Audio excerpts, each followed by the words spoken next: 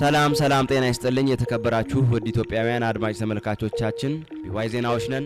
አክብሮታዊ ሰላምታችንን በያላችሁበት እያደረስናችሁ ለሰዓቱ በያዝነው ትኩስ መረጃ መጥተናል። ይህ ዜና ሁሉም መረጃና ፈቀድ ጆሮ ይዳረስ ዘንድ ላይክ፣ ሼር፣ ሰብስክራይብ በማድረግ እንዲሁም የደወል ምልክታን በመጫን ለቻናላችን ያላችሁን ድጋፍ በመግለጽ አብሮነታችሁን አሳዩን እያልን ወደ ዜናው እናልፋለን።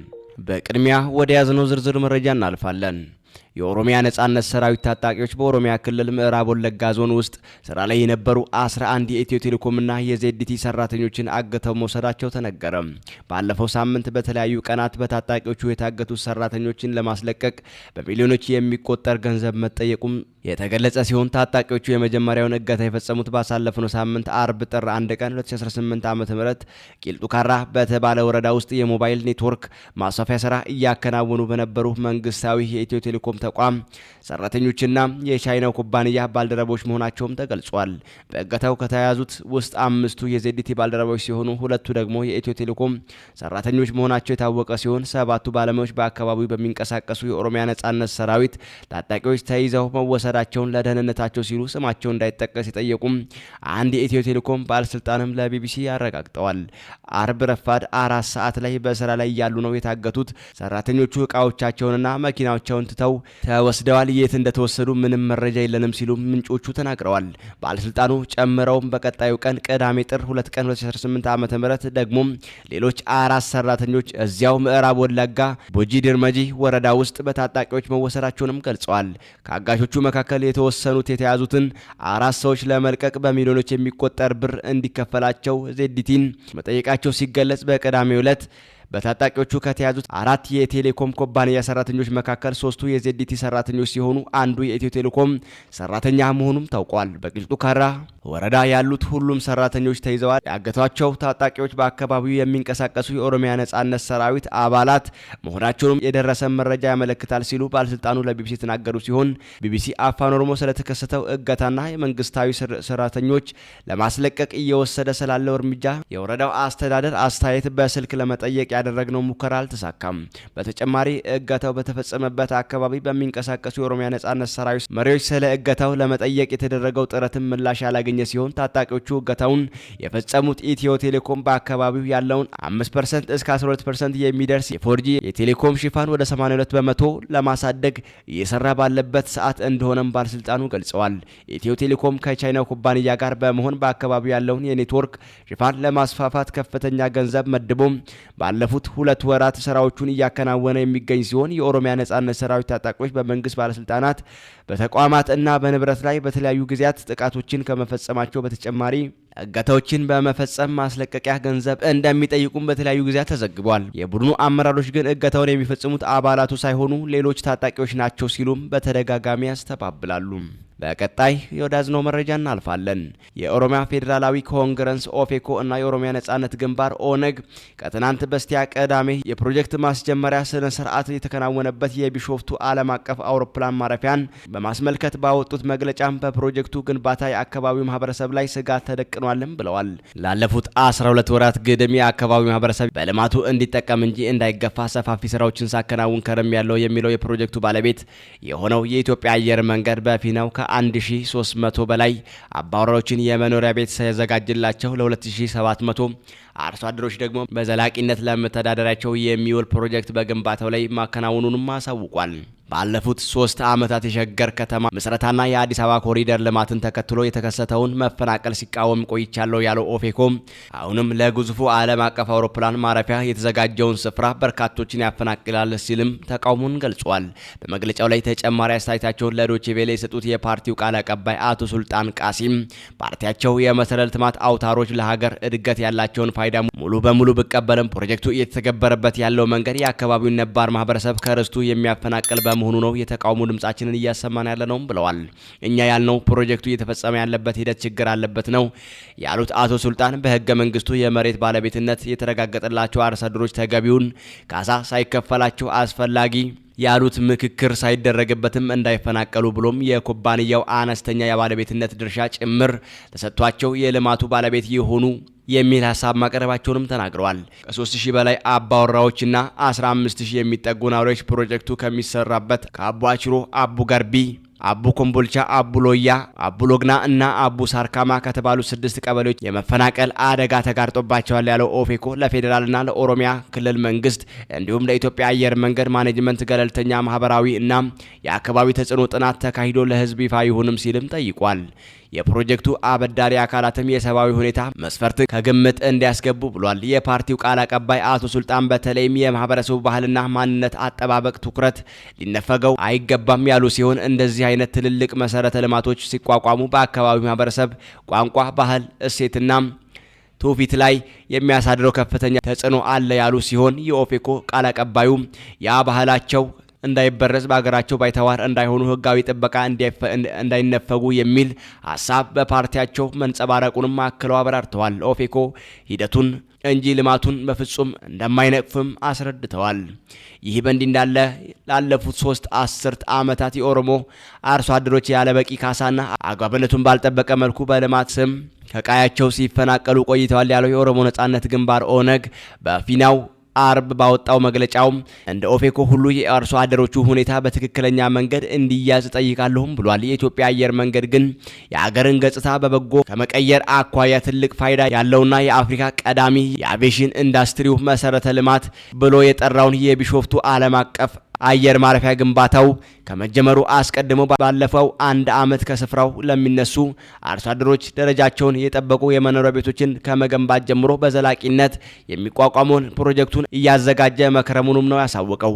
በ3900 ሄክታር ላይ ያረፈው አዲሱ የቢሾፍቱ ዓለም አቀፍ አውሮፕላን ማረፊያ ከብዙ ጥናትና የቦታ መረጣ በኋላም የተመረጠ ነው ያሉት የኢትዮጵያ አየር መንገድ ግሩፕ ዋና ስራ አስፈጻሚ አቶ መስፍን ጣሳው ፕሮጀክቱን ለማስጀመር ባለፈው 1 ዓመት ከፍተኛ ዝግጅት ስናደርግ ቆይተናል በማለትም ከነዚሁም ውስጥ በስፍራው ላይ ሲኖሩ ለነበሩ ለ1359 አባወራዎች ደረጃቸውን የጠበቁ ቪላ ቤቶችን ገንብተው ከማስረከብ ጀምሮ ከ2700 በላይ ለሚሆኑ አርሶ አደሮች ዘላቂ የገቢ ምንጭ የሚሆናቸውንና የግብርና ምርቶችን ማቀነባበሪያ ለክራይ አገልግሎት የሚውሉ ህንጻዎች ለመስኖ ልማት ግንባታና የግንባታ እቃዎችን እንዲሁም የትራንስፖርት ተሽከርካሪዎችን ለመሳሰሉ የልማት ስራዎችን እያዘጋጁላቸው እንደሆኑም አስረድተዋል።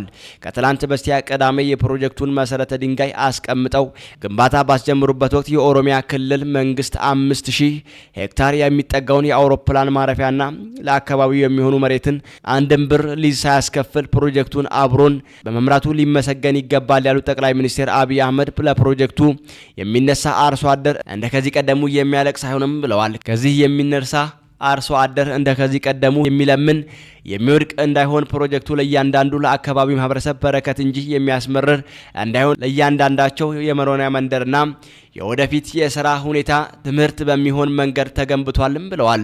በሚቀጥሉት 4 ዓመታት የመጀመሪያ ምዕራፍ በ12.5 ቢሊዮን ዶላር ተገንብቶ ይጠናቀቃል የተባለው አውሮፕላን ማረፊያው ፕሮጀክት ጠቅላይ ሚኒስትር አብይ አህመድ በተገኙበት ቅዳሜ ጥር 2 ቀን 2018 ዓ.ም በግንባታ ስራው መጀመሩም ይታወቃል። በመቀጠልም ወደ ያዝነው መረጃ እናልፋለን።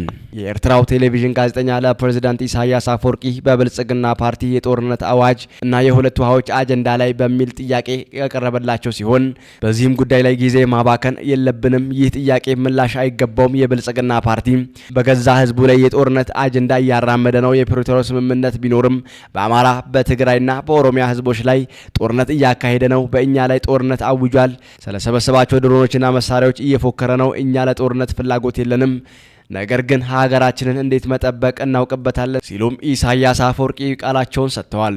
ራዕያችን መልካም ግንኙነት ማጠናከር ነበር፣ ነገር ግን በቀጠናው ግጭት ለመፍጠር በቆረጠና ከሱዳን ቀውስ በስተጀርባ ባለው የውጭ ኃይል በሚመራው የብልጽግና ፓርቲ አጀንዳም ልንረበሽ አይገባም። የብልጽግና ፓርቲ አስተሳሰብ በ4 መግለጫዎች ሊገለጽ ይችላል። ብቃት ማነስ፣ ኪሳራ፣ ፋርነት እና ስግብግብነት በመሆኑም ትኩረታችንን ለተሰጠን ለዚህ ቅዠታዊ አቋም ቦታ ልንሰጠው አይገባም። ትኩረታችንን በሀገራዊ የልማት አጀንዳዎች ላይ መሆን አለበትም ሲሉም ተደምጠዋል። በመቀጠልም ወደ ያዝነው ዝርዝር መረጃ እናልፋለን። የወልቃይት ጠገዴ ሰቲት ሁመራ ዞን አስተዳደር 2 ግብረሰናይ ድርጅቶች አካባቢውን ለቀው እንዲወጡ አሳሰበም። በአማራ ብሔራዊ ክልላዊ መንግስት የወልቃይት ጠገዴ ሰቲት ሁመራ ዞን አስተዳደር በህገ ወጥ ተግባራት ተሳትፈዋል ያሏቸውን 2 ዓለም አቀፍ ግብረሰናይ ድርጅቶች ከስፍራው ለቀው እንዲወጡ በትናንትናው ዕለት ባወጣው መግለጫም አሳስበዋል። ለሰብአዊ ድጋፍ በአካባቢው የሚንቀሳቀሰው ኢንተርናሽናል ሜዲካል ኮርፕስ IMC እና ኖርዌያን ሪፊውጅ ካውንስል፣ ኤንአርሲ የተባሉ ዓለም አቀፍ ግብረሰናይ ድርጅቶች ስራ ከጀመሩባቸው ጊዜ አንስቶ በሚያደርጓቸው ስብሰባዎች፣ ስልጠናዎችና ልዩ ልዩ ተግባራት የሀገራችንን ህጎችና መንግስታችን የፈረመውን የፕሪቶሪያ ስምምነት የሚቃረኑ ድርጊቶች ሲፈጽሙ ቆይተዋል ሲልም ዞኑ ወንጅሏል። መግለጫው ሲቀጥል በማህበረሰቡ ዘንድ ቅሬታን የሚፈጥሩና ማህበረሰቡ ሌሎች ህጋዊ ድርጅቶችን ጨምሮ በጥርጣሬ እንዲመለከታቸው የሚያደርጉ ህገወጥ ድርጊቶችን ሲፈጽም መቆየታቸውን አስታውሶ የዞኑ መንግስትና መላው ህብረተሰብ እነዚህ ድርጅቶች ከህገ ወጥ ተግባራቸው እንዲታቀቡ የፌዴራል መንግስት ከትግራይ ኃይሎች ጋር የፈረመው የፕሪቶሪያ ስምምነት እንዲያከብሩ በተደጋጋሚ ማሳሰቢያ ሲሰጣቸው እንደቆዩም አስታውቋል። ይሁንና ድርጅቶቹ በህገ ወጥ ተግባራቸው በመቀጠል በዞኑ የሚያደርጉትን እንቅስቃሴ የግብረሰናይ ድርጅቶች ከተቋቋሙበት የሰብአዊ ድጋፍ ዓላማ በተቃራኒ አኳኋን የፕሪቶሪያን ስምምነት በመጣስ ወገንተኛ የሆነ የፖለቲካ አቋም በመያዝ በብዙ የህይወት መስዋዕትነት ነጻ ያወጣነውን ማህበረሰባችንን እንደ አፈናቃይ አድርገው እንደሚገልጹም አመላክተዋል። አካባቢውን የትግራይ ክልል አካል በማለት ይጠሩታል የሚለው መግለጫው ለአብነትም ድርጅቶቹ ቁጥር ለመፈጸምም ሆነ ለሌሎች ይፋዊ ግንኙነቶችን በተመለከተ አካባቢውን ምዕራብ ትግራይ በሚል የሚጠሩ ሲሆን ይህ ተግባራቸው ደግሞ አካባቢውን አወዛጋቢ ቦታ ብሎ የተሰየመውንና የፌዴራል መንግስት ጦርነትን ለመቋጨት እና አካባቢውን ሰላማዊ ማድረግ ችግሮችን ለመፍታት ከፈረመው እንደ ኢትዮጵያ ህጎች ሁሉ የሀገሪቱ ህግ አካል የሆነው የፕሪቶሪያው ስምምነት በጉልህ የሚጥስ ተግባር ነውም ሲሉም ከኑነዋል። አይኤምሲ የተባለው ድርጅት ተሽከርካሪ በዳንሻ ከተማ አስተዳደር በሚንቀሳቀስበት መስከረም 29 ቀን 2018 ዓ.ም በትራፊክ ደንብ መተላለፍ ሲያዝ ተሽከርካሪው ከጫነው አንድ ትልቅ ታንከር ውስጥ 3 ሰዎችን በህገ ወጥ መንገድ ደብቆ እያዘዋወረ መገኘቱንም አስታውሰዋል። ሁለቱ ግብረሰናይ ድርጅቶች የተዘረዘሩትን ህገ ወጥ ተግባራት በመፈጸማቸው በበቂ ሁኔታ በመረጋገጡ እና ይህ ህገ ወጥ እንቅስቃሴያቸውን እንዲያርሙ የሰጣቸውን ምክረ ሀሳብ ለመቀበል ፈቃደኛ ባለመሆናቸው ዞኑን ለቀው እንዲወጡም በጥብቅ አሳስበዋል። በመጨረሻም ወደ ያዝነው መረጃ እናልፋለን። የአፋሕድ ምክትል ሊቀመንበር እና ወታደራዊ ዋና አዛዥ ኮሎኔል ፋንታው ሙሀባና ከእርሱ ጋር የነበሩ ሰራዊቶችም የሰላም ስምምነቱን አማራጭ መቀበላቸው ተዘገበ። የአፋሕድ ምክትል ሊቀመንበርና ወታደራዊ አዛዥ ኮሎኔል ፋንታው ሙሀባ ከነ ሰራዊታቸው የሰላም አማራጭን ተቀብለዋል መባሉ ሲዘገብ የቆየ ሲሆን የአፋሕድ ምክትል ሊቀመንበር ወታደራዊ ዋና አዛዥና የወሎ ጠቅላይ ግዛት እዝ ዋና አዛዥ ኮሎኔል ፋንታው ሙሀባ የሰላም አማራጩን የተቀበሉት ከዚህ ቀደም አፋሕድ ከአማራ ክልል መንግስት ጋር በአፍሪካ ህብረትና ኢጋድ አማካኝነት ያደረገውን የሰላም ስምምነት ተከትሎ መሆኑንም ዘገባው አመላክቷል። በቅርቡ የአማራ ክልል መንግስት ኮሚኒኬሽን ከአማራ ፋኖ ህዝባዊ ድርጅት አፋሕድ ጋር የሰላም ስምምነት ማድረጉን ማስታወቁ አይዘነጋም። ውድ አድማጮቻችን ለሰዓቱ ያሰናደነው መረጃ ይህን ይመስል ነበር። በቀጣይ በምናቀርባቸው ትኩስ መረጃዎች ተሳታፊ ለመሆን ላይክ፣ ሼር፣ ሰብስክራይብ በማድረግ እንዲሁም የደወል ምልክቱን በመጫን ለቻናላችን ያላችሁን ድጋፍ በመግለጽ አብረውነታችሁን አሳዩን እያልን ሰናበትን። ውድ አድማጮቻችን በያላችሁበት ሰላም ይሁን። ሰላም ለኢትዮጵያ ሀገራችን። በቸር ቆዩልን።